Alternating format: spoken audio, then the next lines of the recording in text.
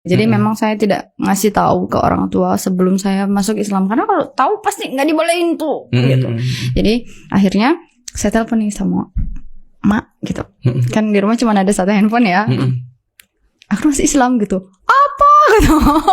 Kaget kayak disombetin. Terus bapak juga ngedenger kan, selalu di speakerin gitu. Kau kenapa masuk Islam? Nanti dicabut beasiswamu itu katanya.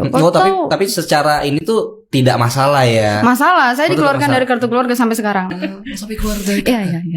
Jadi waktu itu bapak saya marah-marah karena bapak ini pengurus gereja waktu itu di gereja. Jadi waktu itu bapak marah. Akhirnya dibilang, kau masuk Islam sepeser pun tidak bisa lagi kau ambil dari rumah.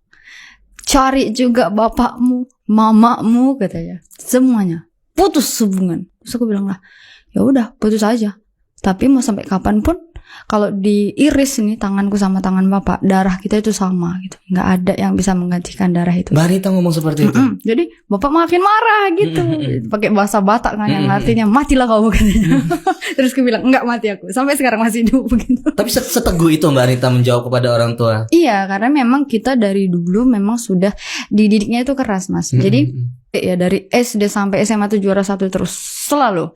Karena dulu udah di ultimatum tuh sama bapak, kalau nggak juara 1 nggak dapat uang jajan. Saya pernah SD kelas 5 juara 2 semester 1, saya masih ingat saya nggak dapat uang jajan sama sekali. Saya direndam di bak mandi satu malam. Dan itu konsisten itu disiplinnya. Dan itu disiplin banget kalau bapak saya masalah pendidikan. Jadi saya nggak berani, makanya saya dari SD sampai SMA tuh juara 1. SMP saya juara 1, lulusan terbaik dari SMP saya, dapat beasiswa ke SMA Katolik ini. Karena SMA Katolik ini di Siantar kan, jauh dari kampung saya. Saya tuh di kampung yang sangat kecil, sangat pedalaman. Nah akhirnya saya dipaksa kayak gitu, dikeluarkan dari kakak gitu. Sampai kan dikeluarkan dari kakak. Di situ saya agak sedih gitu kan, walaupun tadinya di telepon itu lantang nih gitu. Setelah itu nangis juga sih gitu kan, nangis lah saya.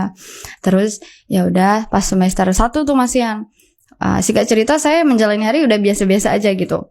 Semester 2 pas pembagian uang saku dari beasiswa utusan daerah dari kabupaten gitu, saya nggak dapet. Teman-teman saya itu turun semua nih uangnya gitu. Kan beasiswa dari daerah ya. Turun semua ke ATM yang udah dikasih kan.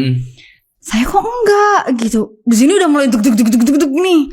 Kok saya enggak ya gitu. Saya coba telepon nih yang pembina beasiswanya dari saya kan di Simalungun maksudnya. Nggak tahu deh. Kok bisa nggak tahu gitu.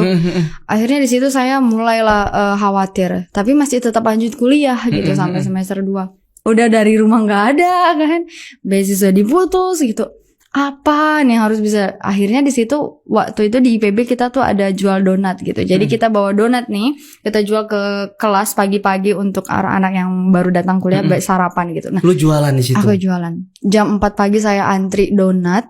Karena kan bangun jam 4 pagi biar dapat antrian, terus jam 7 kuliah gitu. Saya jalan dari asrama ke tukang donat.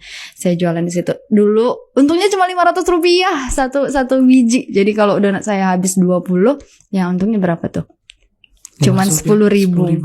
Cuman untuk makan doang. Kadang juga kalau saya nggak ada uang nih, ya udah donatnya aja deh saya makan gitu.